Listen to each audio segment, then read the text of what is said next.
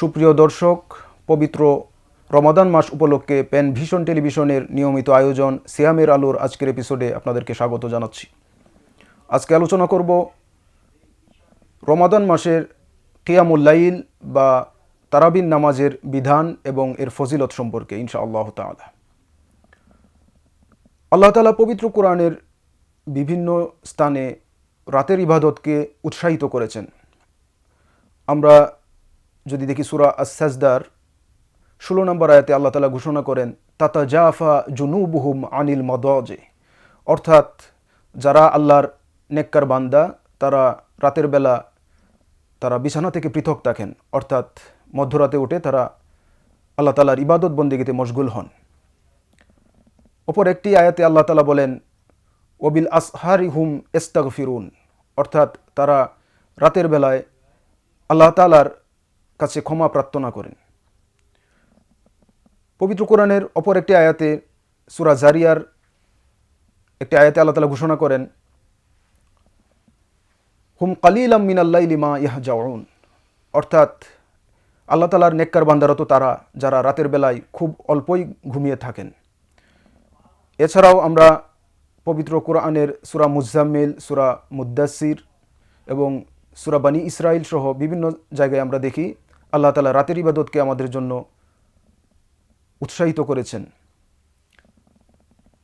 পবিত্র রমাদান মাসে যেহেতু একটি ইবাদতের মাস, কাজেই এই মাসে যত বেশি নফল সালাত আদায় করা যায় সেজন্য নবী করিম সাল্লাল্লাহু আলাইহি ওয়াসাল্লাম হাদিসে বিভিন্নভাবে উৎসাহিত করেছেন।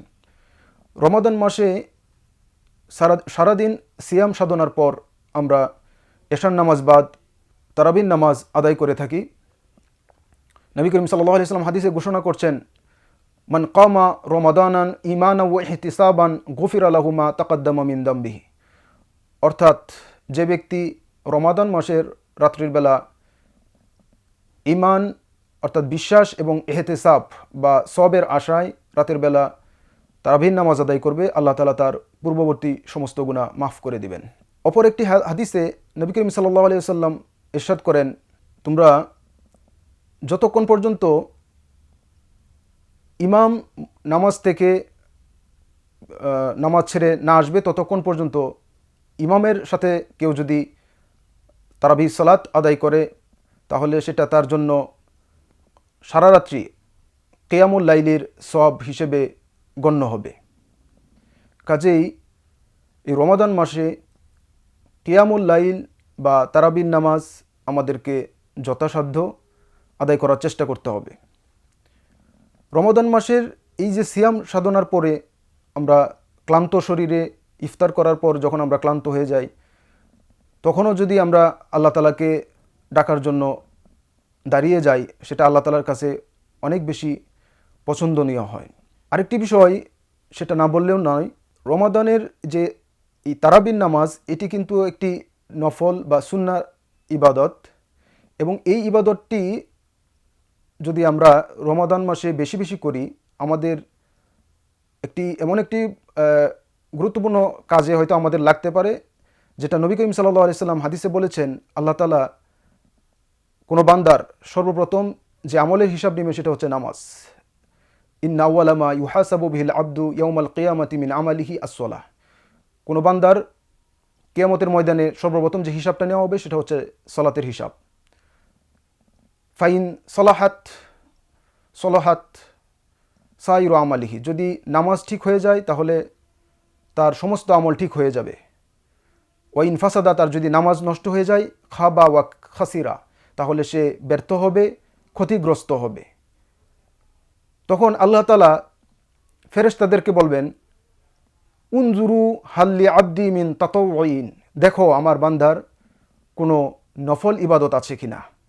ফায়ুকাম্মালু বিহা মান তাকাসা মিনাল ফরিদা, তখন ফরজে যদি ঘাটতি থাকে তখন সেটাকে নফল ইবাদত দিয়ে সেটাকে পূর্ণ করে দেওয়া হবে।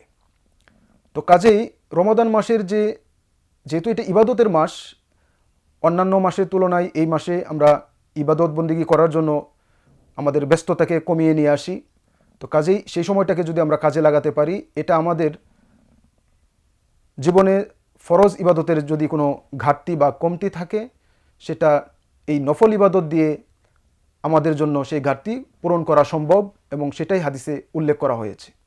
কাজেই রমাদান মাসে আমরা অবশ্যই তারাবির সালাত বা কিয়ামুল লাইল যত বেশি পারি আমরা আদায় করার চেষ্টা করব।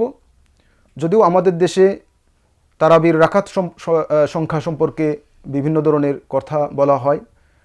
কেউ 8 রাকাত পড়েন, কেউ 20 রাকাত পড়েন। যেহেতু এটি নফল ইবাদত, কাজেই কেউ যদি 8 রাকাত পড়েন, সেখানকার ইমাম যদি 8 রাকাত পড়েন তাহলে তিনি 8 রাকাত পড়তে পারেন। কিন্তু ইমাম যদি 20 রাকাত পড়েন তাহলে সেই ব্যক্তির উচিত হবে 20 রাকাত আদায় করা। কারণ আমরা দেখেছি যে হাদিসে নবী করিম সাল্লাল্লাহু আলাইহি ওয়াসাল্লাম সেটার কথাই বলেছেন, ইমাম যতক্ষণ না পর্যন্ত নামাজ ছাড়বে ততক্ষণ পর্যন্ত যদি কেউ ইমামের সাথে দণ্ডায়মান হয় তাহলে সারা রাত্রি ইবাদত করার সমান সওয়াব পাবে। তো কাজে আমরা কেন শুধু সংখ্যার দিকে আমরা সংখ্যা নিয়ে ফিতনা ফাসাদ সৃষ্টি করব? আমরা সংখ্যার পাশাপাশি আমাদের নামাজটা যেন কোয়ালিটি সম্পন্ন হয়, ধীরস্থিরভাবে হয় এবং খুশু খুজুর সহিত হয়, সেদিকে আমাদের দৃষ্টি দিতে হবে। রাসূলুল্লাহ সাল্লাল্লাহু আলাইহি ওয়াসাল্লামের রাতের নামাজ এত সুন্দর ছিল, আয়েশা রাদিয়াল্লাহু তাআলা আনহা বলেছেন যে ফালা তাসআল আন হুসনিহিন্না ওয়া তুলিহিন্না, অর্থাৎ রাসূল করিম সাল্লাল্লাহু আলাইহি ওয়াসাল্লামের রাতের কিয়ামুল লাইল এত সুন্দর ছিল, তার এই কিয়ামুল লাইলের সৌন্দর্য সম্পর্কে তোমরা আমাকে প্রশ্ন করো না, এবং এটার এত বেশি দীর্ঘায়িত করতেন তিনি প্রতিটি রাকাত, এটার সম্পর্কে তোমরা আমাকে প্রশ্ন করো না। অর্থাৎ এটার যে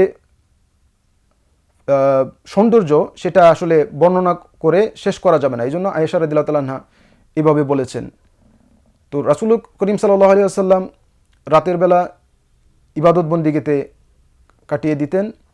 আর রমাদান মাসে আমাদের জন্য তারাবির নামাজকে সুন্নাহ করেছেন। দিনের বেলা আমরা সিয়াম সাধনা করব এবং রাতের বেলা আমরা আল্লাহ তাআলার ইবাদত বন্দিগিতে মশগুল হব। কারণ অপর একটি হাদিস আল্লাহ নবী বলেছেন, এটা দাআবুল মুসলিমিন দাআবুস সালিহিন, অর্থাৎ নেককার বান্দাদের এটা একটি অভ্যাস ছিল রাতের বেলা জেগে ইবাদত বন্দিগি করা।